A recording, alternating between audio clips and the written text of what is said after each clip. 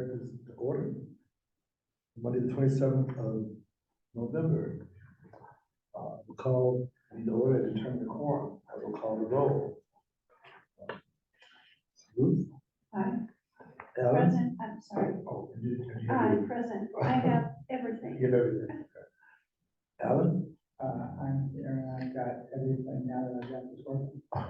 Nicole? I'm here and I have everything. Christine? Here and have everything. Terry?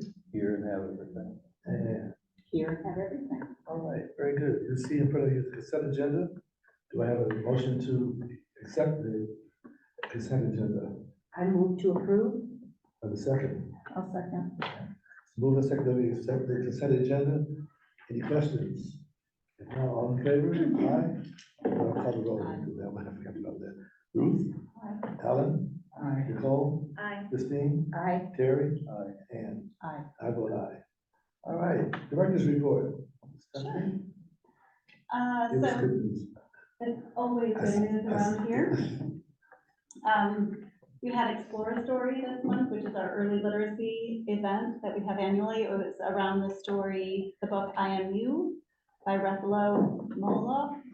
I should have checked pronunciation, or you should have tried to do that. Moahlol. And it had everything from face painting, story times, the baby dance party was stinking adorable. More adorable than stinking. Drumming, so that was a great time. They had almost 500 people attend that event. They were everywhere, and the community learning center, the story house, kids all over the place. Art 4 performed Percy Jackson and the Lightning Thief in our auditorium. As part of our partnership, we had about 10 tickets per show that are free to our patrons. And we like working with Art 4 because they have a pay what you can model just in general. We believe this expands access to the arts for our patrons. Our next chapter, facilities planning, continues. The architects have all of the survey results. They've been out, they've measured the linear feet of all of our collections at all of our branches, and they put eyes on all of our mechanicals in our buildings. So I'm expecting a report from them by the end of this week for the next phase, and then we'll have more discussions with our planning committee just to sort of go back and forth about what we want to do with that. Here, since we're talking about facilities, this side of the building had some leaks on the 3rd floor. And so we did some repairs to the roof that was under warranty. And then our HVAC was, needed some resealing, so we took care of that and replaced ceiling tiles. So that's all sorted. It was the annual Indiana Library Federation conference, and we sent a number of people out there. We had some staff present on music and early literacy. And then there's just a wide variety of sessions that staff go to, from basics like readers advisory service to more advanced type of stuff. And they heard a lot about, I'm trying to remember because I just read some more reports today on it. Really just mental health stuff that's happening in libraries and for patrons and for staff. One of my favorite things about conferences is the opportunity to network with other Indiana librarians. I think some of our best ideas come from our new person friends. So if you don't know people, it's hard to know what they're up to. So I think it's a great opportunity for that. I went to the DEIA pre-conference and one on advocacy. Indiana's working towards putting together, they're in the early stages of forming an advocacy group of library supporters across the state, so I'll keep an eye on that and see what happens there. Quarterly, we host an orientation for all of our new staff. We try to keep those to about 30 people, 20 people. No higher than 30, I would say. Yeah, and so I present on mission, vision, values, and our strategic plan, and then different people at this table present on everything from history of the library to just how the library operates, how we're funded, how technical services works, and how books get from the stores to the shelves, kind of thing. We installed the freezer for Cultivate Food Rescue. The first week, we gave out more than 600 meals. Obviously, Cultivate can't keep up with that, so we've limited to 3 meals per person per day. I really think that was the first discovery. Things worked that way when you first started service, like, and then they realized it's always gonna be there. So, people seem to be doing a good job of cleaning up after themselves, and it hasn't created a mess. And one person told Rana, "I'm so happy, I'm so thankful you did this. I don't have to go out." We started that first really snowy, cold day that we had, and he would have had to go back to the shelter for lunch, and so he didn't have to leave the warmth of this building and could still get fed, so. We're pretty pleased with that. And then Bridget is working on our foundation's fall appeal. It's just about ready to go out. She's been cleaning up the database, which anytime you clean up a database, it takes some time. So we're set for that. And that's my report. Comment, was today busy with Cultivate? Yes. I was gonna say, it was cold today. Yes. Very cool. People were waiting and they helped unload the bin. There, people kind of chip in to help out. Because Cultivate's bringing meals twice a week now. Right, Monday and Wednesday. I took a walk up there before I came here, just because I hadn't seen it. There were quite a few people there, and I didn't see any issues to speak of. But what I did think is, as the word continues to get out and the weather gets colder, what are we gonna do if 100 people show up or something, or is that just not possible? We always see an increase in people spending the day here when the weather gets cold. So I don't know that it's gonna be tied directly to the meals. Seems like that would attract more. Anyway, We'll find out. yeah, I guess we will. Find out. And if we need to limit to 2 a day, we'll do that. But so far, it seems to be working at the 3-a-day limit. Yeah, and people are kind of monitoring each other in a nice way. So it's going smoothly.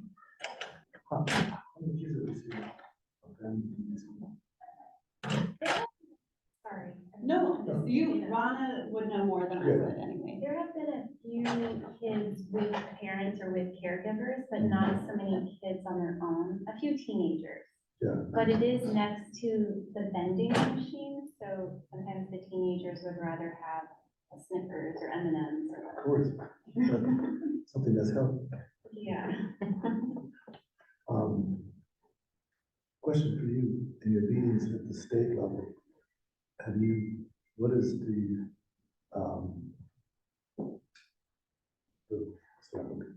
feeling amongst the state librarians about what's going on with books? Well, the next legislative session starts January 6th, so we'll start to hear more in the next couple of weeks.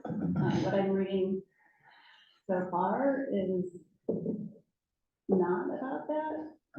I've heard other unconfirmed rumors, so we'll just kind of wait and see.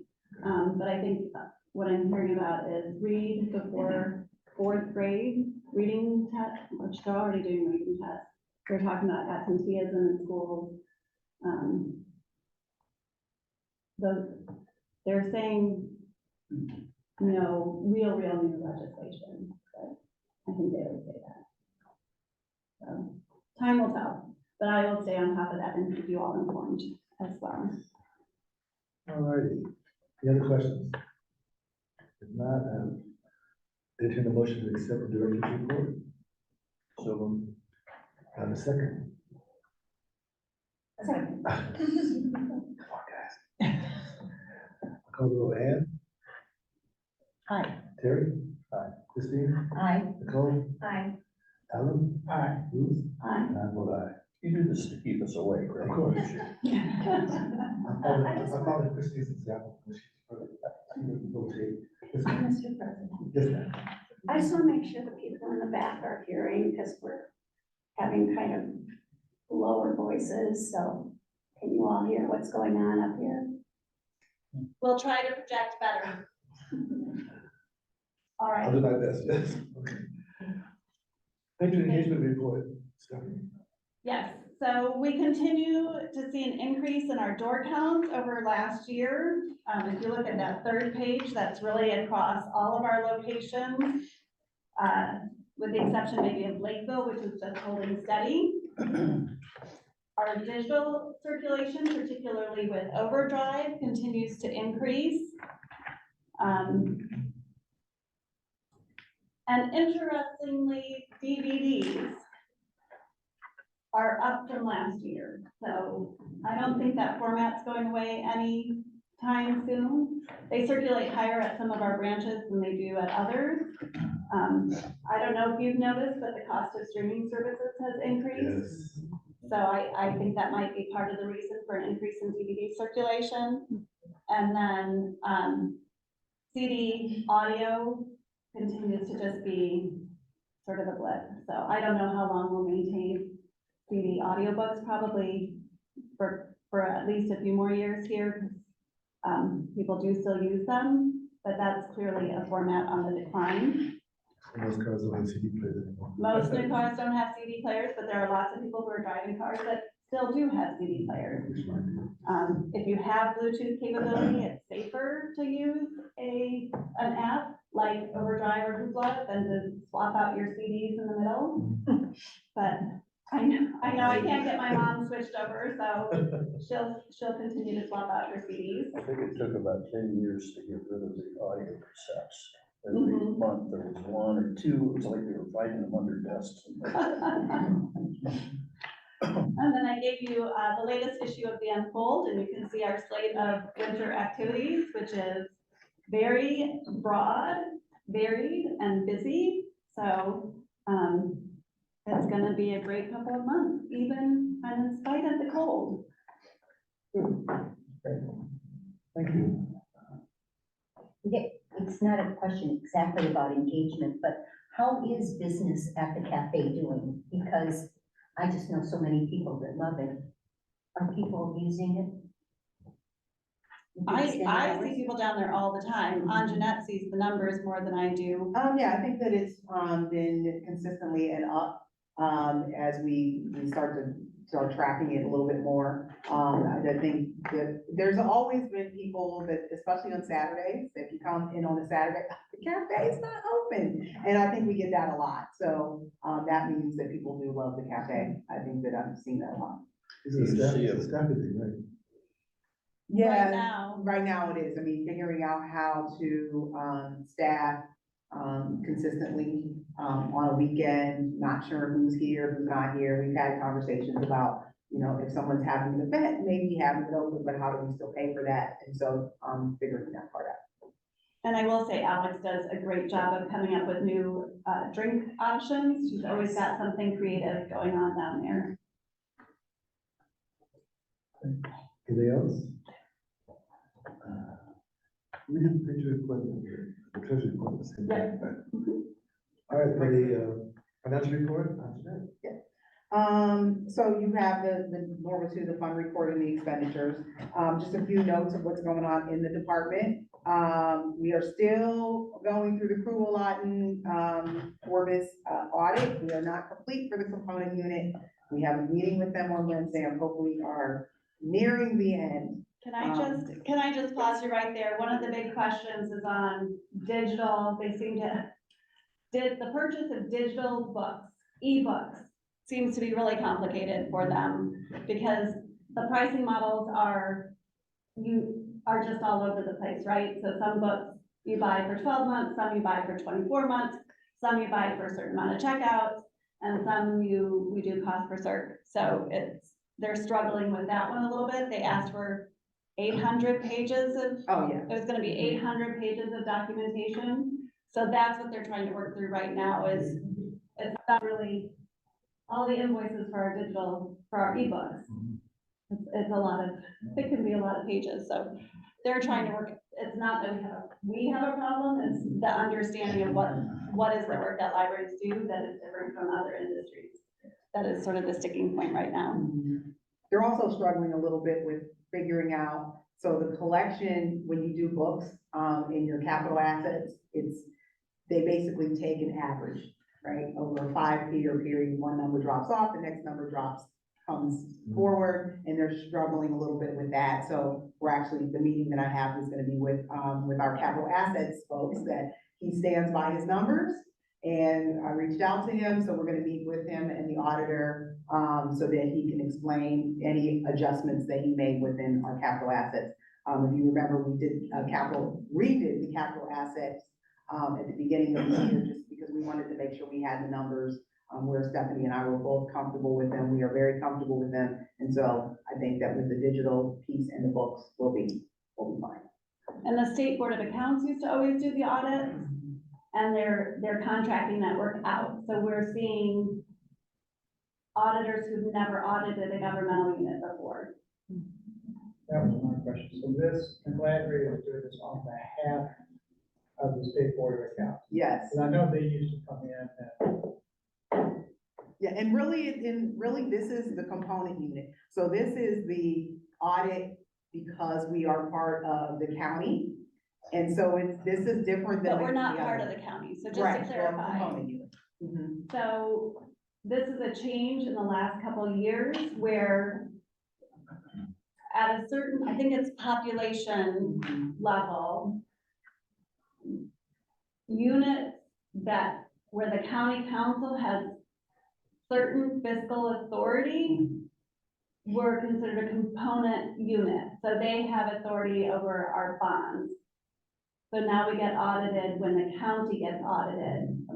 So it includes the airport, us, Mishawaka, and Transpo, And then, yeah, I think that's it. even though we're separate units. so is this an every year thing then?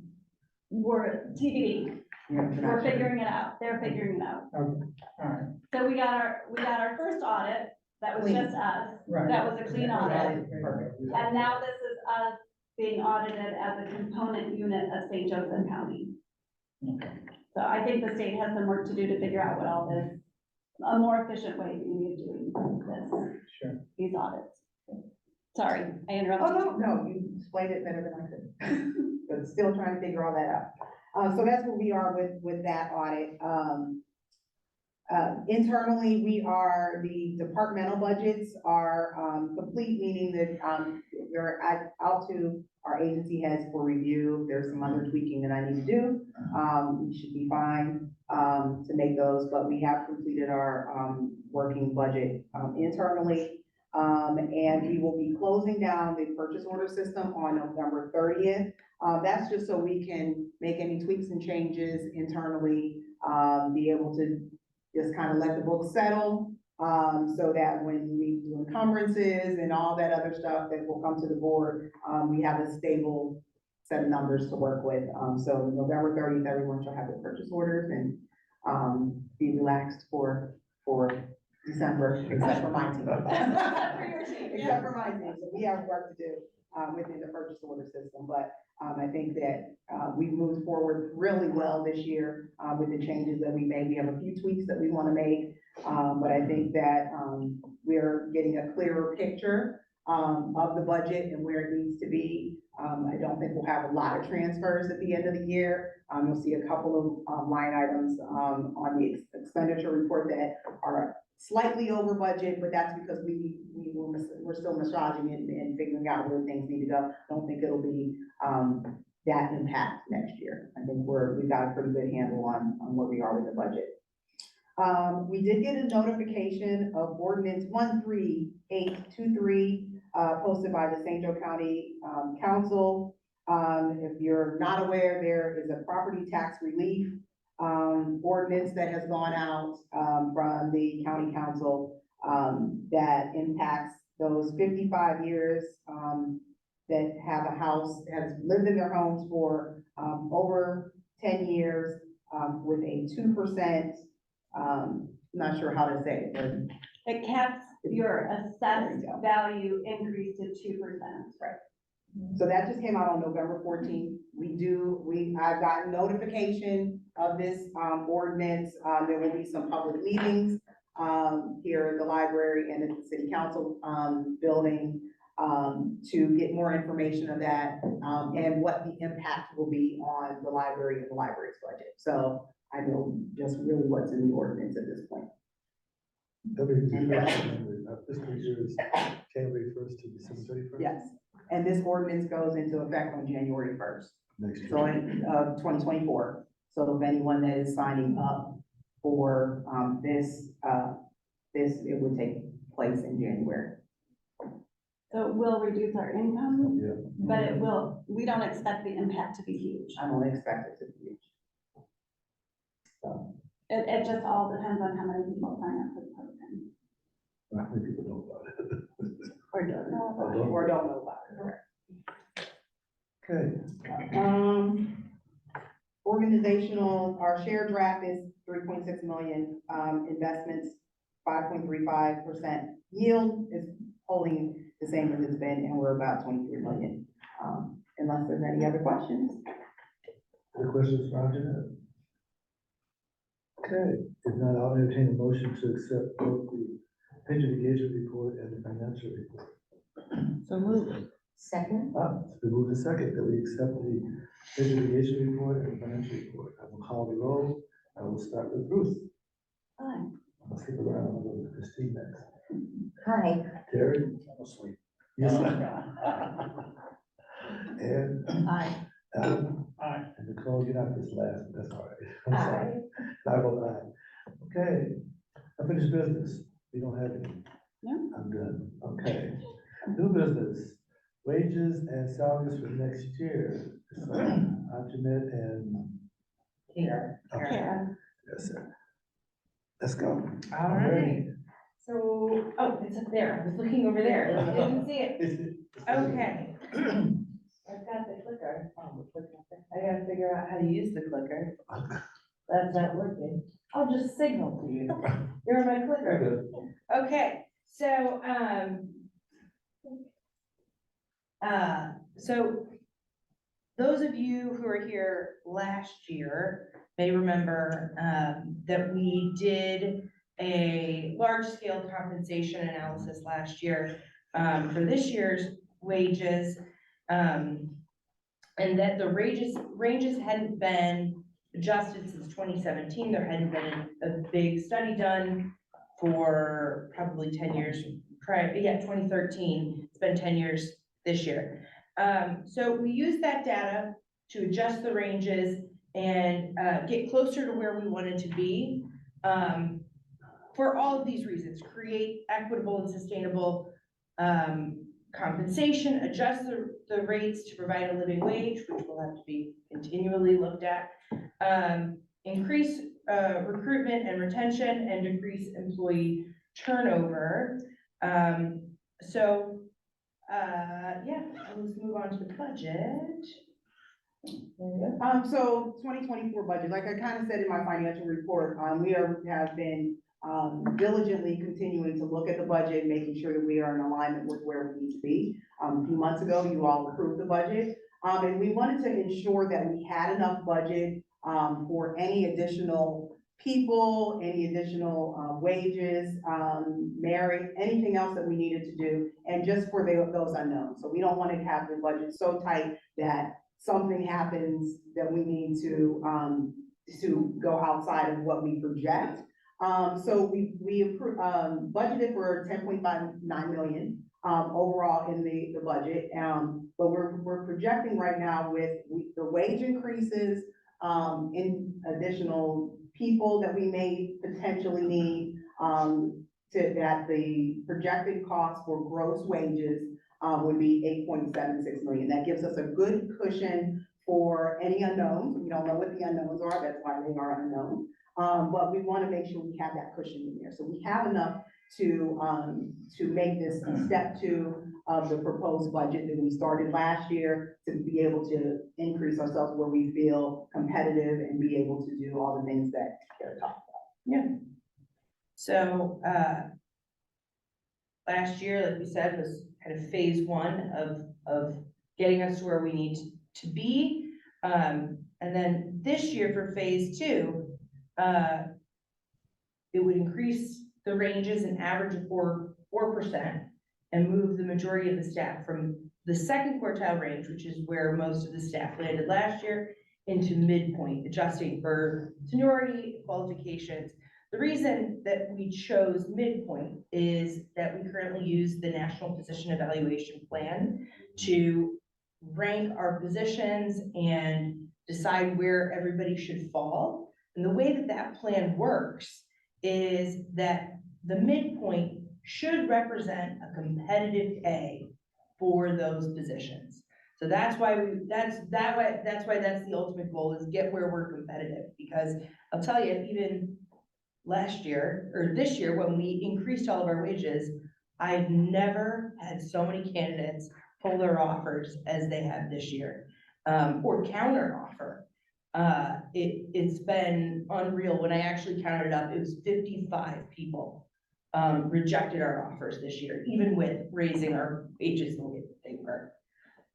Yeah, I noticed that in your memo, and I'm curious, the 55 that rejected, these were all situations where we had posted a job, we had a job listing. We had a job listing, Did we the job interviewed those listing- people. Did the job listing have a salary range? Sure did. And then I started saying at the beginning of every interview, did you see the salary range? We usually hire within this category. Is that okay with you? Are you okay with that? And they would say yes. And then we would offer them a position and they would say, I can't. Seems likely then that someone offered them more. Right, Yeah. exactly. And I will say our youth services manager position's been open for just about a month now. With One candidate who With the meets the educational requirements. That's been a really hard thing, particularly with positions that require a master's of library and information science. It's a little bit of a niche, right? And so it's hard to find these people. And then, we even posting on, library specific job boards, we get nothing. So, it's a tough market out there. So we gotta be as competitive as we can be, as the budget will allow. So, Let me stop, ask you a question. There are no schools now, there's service areas that offer a master's of library science, huh? Indiana Bloomington, and then it's not not Indiana, IUI anymore. yes, it's, Whatever IUI is now Oh, offers a virtual, an asynchronous version of that. So we do grow our own librarians with our tuition reimbursements. So that helps, that does help. but And we've also, we've always got ideas swirling and talked to different local universities about what we could potentially do, looked into different things. So we've got ideas focusing in that way. And that's why we've increased our internship programs to go down to teenagers to help, this is a career opportunity. Look at what you can do. And I will say, for our college interns, we have had, I don't know, since I started, I would say at least 50% or more. I could be generous with that estimate, more like 70% have come back for another job, doing a different thing here. We currently have 2 interns working full-time. One who is in school for a master's of library science, who started off, they were gonna do poli-sci stuff. And so those types of things are helping. It's a long game. And probably because the wages in South Bend are not competitive on a national level, is it? Right, and also So, libraries are never going to compete in the way that maybe a large university with lots of money could. Or, I work for one. yeah. What is the full-time equivalent number? As the FTEs, off the top of my head, That's fine, I'm just trying to get a sense. I would say it's about 150. Okay. We have about, between 130 and 150. I just wanted to get a. Yeah. Yeah. So, but we don't want to have to do a big shift again. Right, exactly. So that's where, go ahead. Yeah, The so. plan for the future. So as we've done phase one, we've done phase two, we always want to stay competitive, we always want to continue to look at, what's going on in the area, what's going on, nationally. And so how do we sustain this? How do we continue to give our people, what they need and stay within budget, continue to look forward thinking and not be behind? Because we definitely in 2022, were behind, because of a few, factors. So we want to review the ranges annually and adjust those if necessary. We want to look at the COLA and make sure that we are looking at that number. Last year, that number was 8.7. This year, it's running about 4.5%. And look at that each year and see what that number is and make sure that we are looking at that number against our growth quotient that we're getting from the SBOA and make sure that we actually have that number and we're somewhere in between there and we're moving instead of staying in the same place. Just to say it's 2% but we are 4% behind. So we don't want to be behind. So we want to look at that number to make sure that we're paying attention to what's going on in the economy. And then instead of conducting a full compensation study every 10 years, we want to look at it every 5 years. We're going to look at this every single year. However, 10 years is just too large of a span. And you can get so far behind if you're not looking at this and saying, this group of people, well, everywhere else in the country, they moved up 10%. Well, why are we still at 3%? Maybe we need to do that shift. But if we look at it more compactly, in a shorter period of time, we should be able to stay pretty close to where we need to be.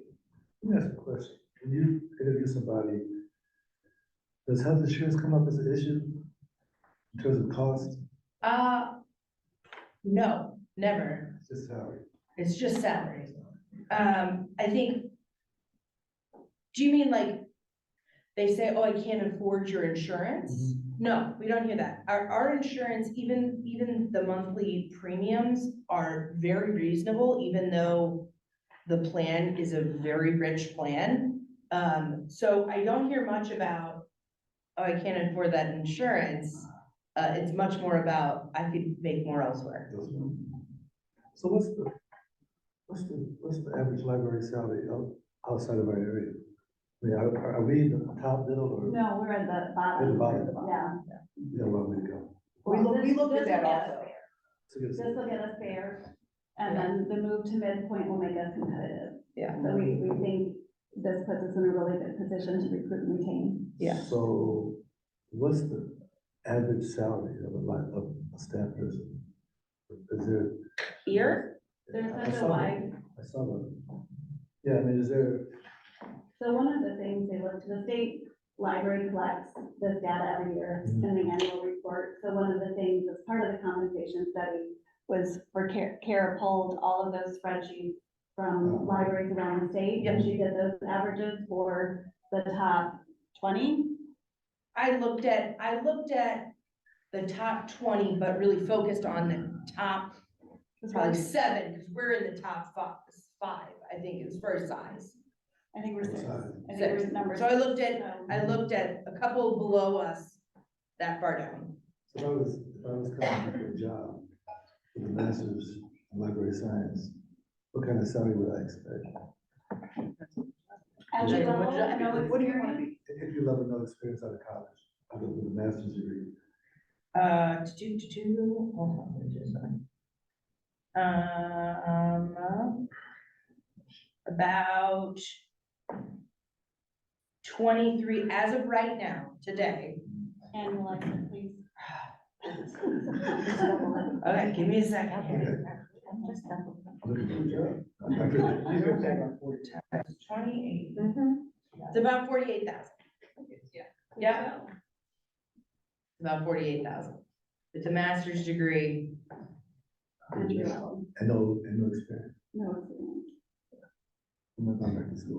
Yeah. Okay. Yes. If you remember the information that they sent us. Yeah. The little chart Number of people people per. number of people. Oh, So basically, if you take a look at this salary range, the, Oh, it's not an official packet. oh, in this memo here? Yeah. So grades 2, 3, 4, and 5 are about half our people. yeah, so About half our people in those grades, and about half are the other way, okay. right? That's about the spot. But of that, and then, but you got 15 are, I assume in that grade 2 are really your part-time shelves, they're high school students. Part-time shoppers, baristas. Yeah, baristas, yeah. Representative of these. I know, it's new for us.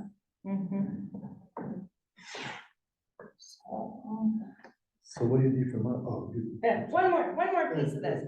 So, last year, we did something a little different, for our merit, and we did a one-time bonus for performance. And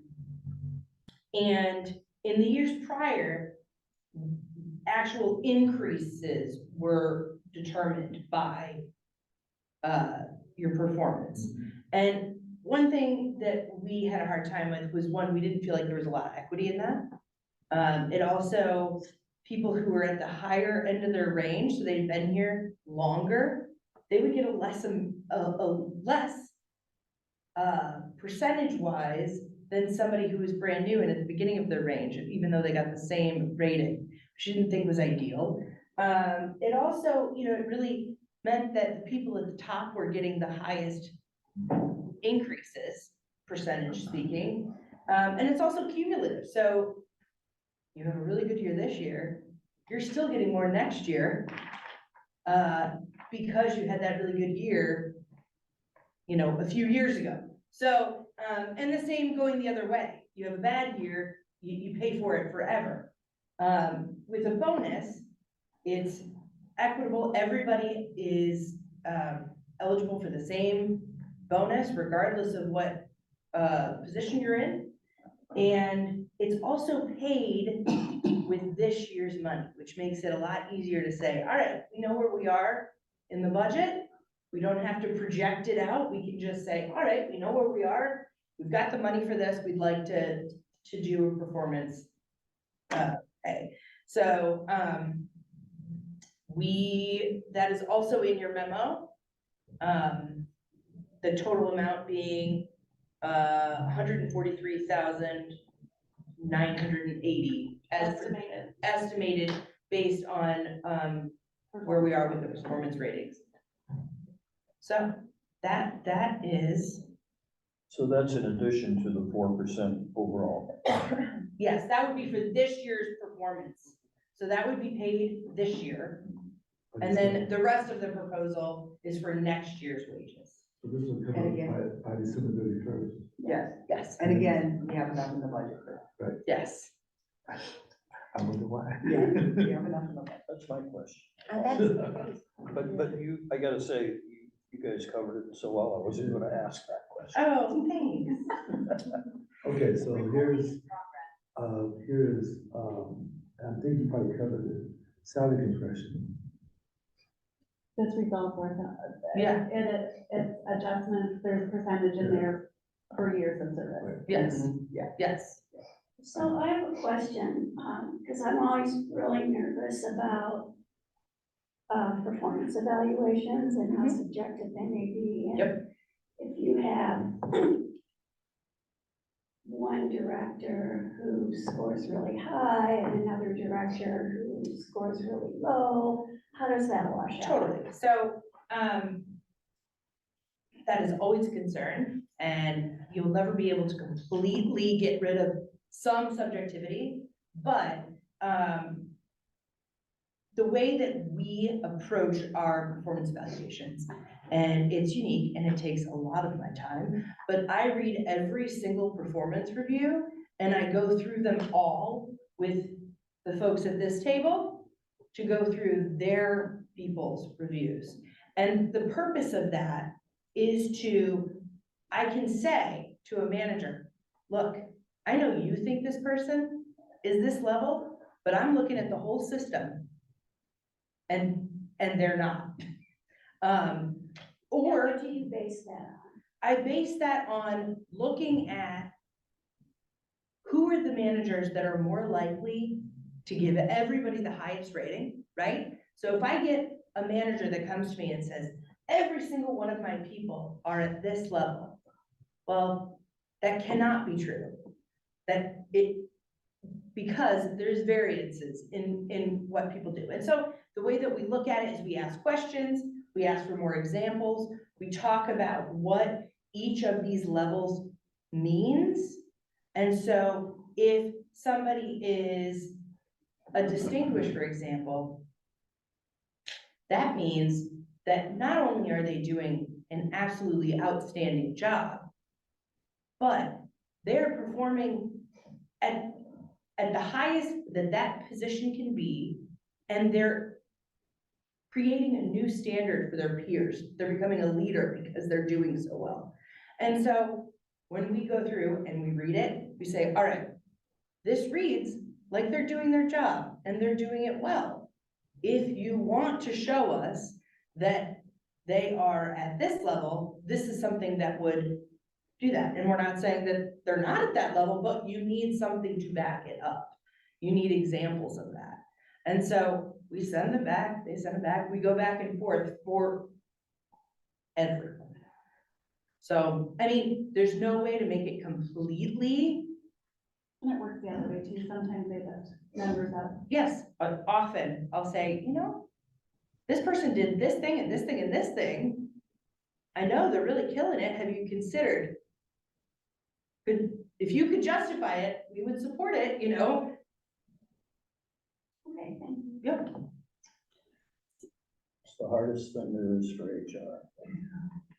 And managers. Yeah, and managers. Yeah. So it sounds though, as though in your evaluation, it's based on observable behaviors. So you would expect to see certain things that they're doing concretely. Yes, Yeah. projects completed. Projects completed, but it doesn't have to be totally, it could be, they're at the service desk and they never look up when somebody's approaching them. Or they always look up and are the first person to greet the patron when they walk in the door. So are those things documented, that these are the concrete things that we look for that help define? Depends, I mean, with so many different jobs, it would be very difficult to say each one of these jobs, these are the things. Typically, people are given examples in previous reviews. We know what good customer service looks like overall. This is what, you know. If they're not getting a 5, the manager is supposed to make recommendations as to how to move yourself up. What could you do in order to increase that number for yourself concretely? Is there a rubric for each position then? No. There is not. So if, let me get this straight. So does the employee respond to the evaluation? They have the opportunity to respond to the evaluation. They can make comments on the evaluation themselves. There's also a way to dispute if they disagree. There is a sequence of events, procedure for that. But they don't just get it on paper, it's a conversation. Oh. Yeah, there's always a conversation. So when they start the year, do they have their own expectations when they start? Yeah, they have goals. They have goals. They have goals that You they can measure that reach. against the end of the year, what they started with Yeah. in January. Yes. Okay. Yes. Managers also keep notes in a journal in the review as well. So there are times where, you know, you'll go into the journal and you'll see there's 20 different times where they did something that was not good or something. And then you go into the review and it's not there at all. And then you ask the question, you know, so it's that kind of thing. And is there a mid-year review? Yes. Yes, there's also a mid-year review to say, all right, you're going on the right path or, yep. Any other questions from all of us managers? You've all managed somebody. I personally think the only way that you can level the playing field as if one singular person is looking at all of them. Because otherwise, you're never going to be able to say, hey, this group of people is rating people totally different than this group of people. So what do you need from us now? We need you to approve the memo so approve the 2024 compensation package. 2024 compensation package as well as the 2023 merit payments. So the motion, Terry moves, do I have a second, Second.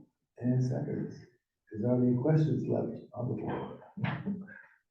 If not, I will call the roll. Start with Ann, Aye. Terry. Aye. Nicole. Aye. Now, Christine. Aye. Bruce, Aye. and I vote aye. Done. Thank you. Okay. Change order. Is that you? That's me. Okay. So this change order is for Precision. Precision's the company that did the windows in this side of the building. So the change order is a reduction of their retainage in order to pay for the repairs to the drywall, for the testing, the water testing, and all of that sort of thing. So that we are not paying additional in order to fix their So they're agreeing that they're agreeing for us to.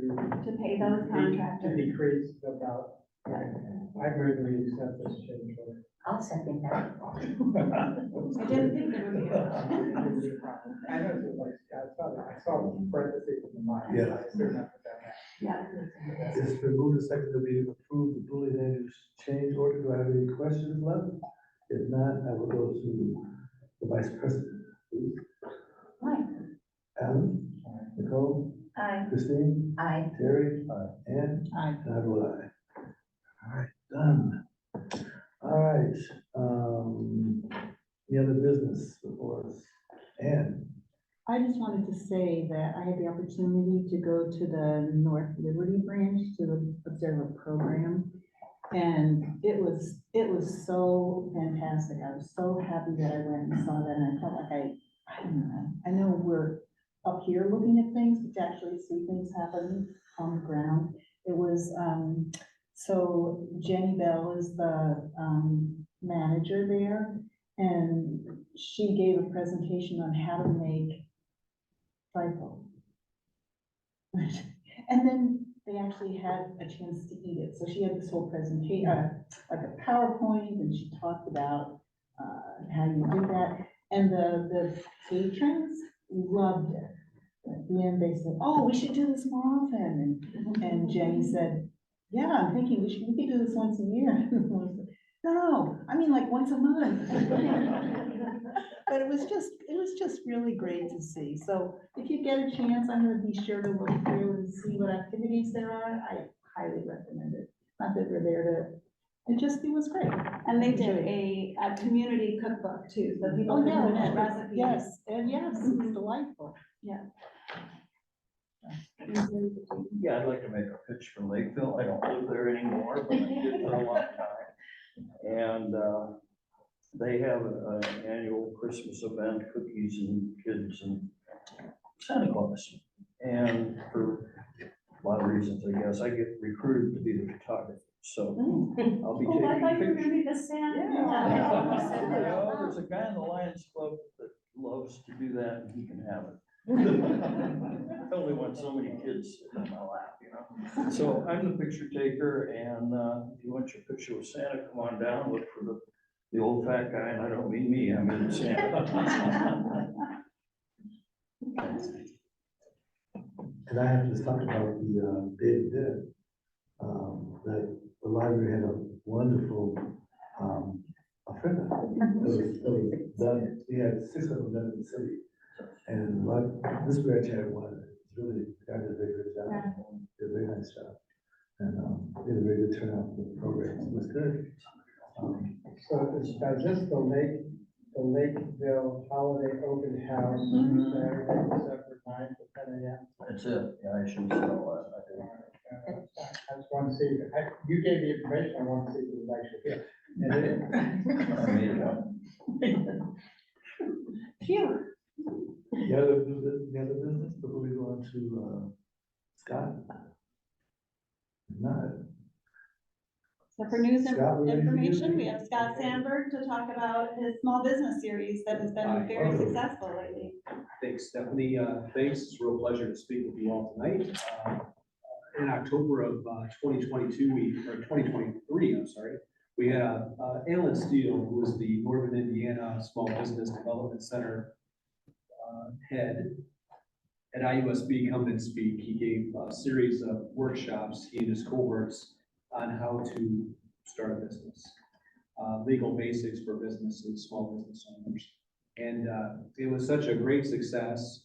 And our communications department did such a great job disseminating this information to the patronage of St. Joe County that he's coming back.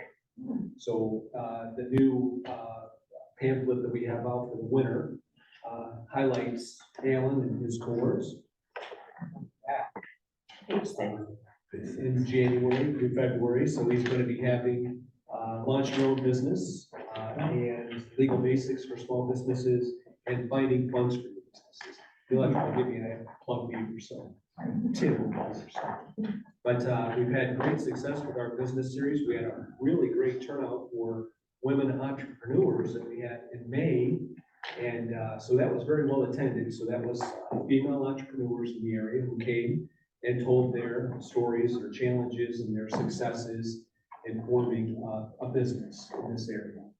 And it was, we had a good turnout in the auditorium. Taxpayers loved it. I think we encouraged others to get into small business by that panel discussion. It was very diverse, and you know, the speakers were really engaged with the audience. So, as was Alan's business series, we had 20 people average here in the Kernan Bureau Room, and people had questions. The advisors were in tune with what the small business owners' concerns were, and they brought in many clients, new clients to their office at IUSB. So it was a success for our taxpayers, and it was a success for Alan and his administration. So we're really pleased about the attendance, the turnout. Also, we're planning to have a Latino small business panel this May. So we're gonna have that, so that's in its formative stages. So I think we're engaging very well with the business community in South Bend and the surrounding area. Bethany Hartley at the South Bend Elkhart Regional Partnership is a personal friend, and she runs a great organization. And so she has been interested in partnering with the library, as has Brian Exner at the TRC. So that's the Technology Resource Center in Sandville. I presented on grants over there, excuse me, and Brian was really thrilled. He knows the library, he thinks there's a lot to offer. So the library is a focal point of the community, and so therefore people come to us, and then we use our resources to get the word out and bring people in. So it's a real comfortable spot. So. And I wanted to put in a plug for Scott. He knows all the databases and does so much assistance for people, not only when they're starting a business, but he'll walk people through from nonprofits to the foundation directory, with grant needs and so forth. So we are helping to build small business, and we are helping nonprofits to find grants. So I think that's a really great thing. And if you know anyone who needs a little help, Scott's your guy. Happy to help. Thank you. My pleasure. Any questions for him? If not, we'll give him another applause.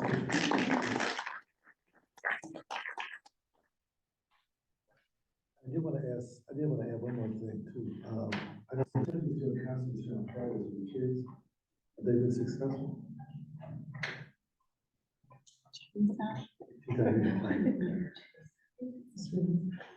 I don't have those numbers with me, but I know we do it. I Yeah. can't remember how many.